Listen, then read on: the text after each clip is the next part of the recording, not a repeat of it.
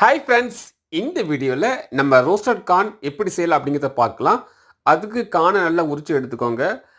பார்த்தீங்க அப்படின்னா ஒரு பவுலில் மிளகாய் பொடி, கொஞ்சம் எண்ணெயை ஊற்றி ரெண்டுமே நல்லா மிக்ஸ் பண்ணிக்கோங்க. ஒரு பேஸ்ட் மாதிரி நல்லா மிக்ஸ் பண்ணி எடுத்துக்கோங்க. இப்போ மிக்ஸ் பண்ணி எடுத்த அந்த கார்ன் மேலே ஃபுல்லாக அப்ளை பண்ணிக்கோங்க.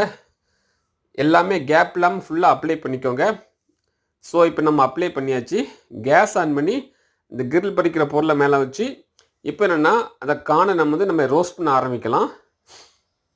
அந்த ரோஸ்ட் ஆகிட்டு இருக்க கேப்பில் நம்ம என்ன பண்ணோம் அப்படின்னா ஒரு பவுலில் மிளகாய் பொடி, பெப்பர், உப்பு எடுத்துக்கோங்க.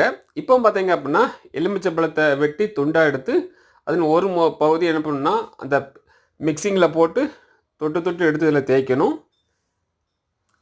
அந்த மிக்சிங்கில் தொட்டு எடுத்து தேய்ச்சிட்டு வாங்க. கார்ன் மேலே தேய்ச்சிட்டு வாங்க.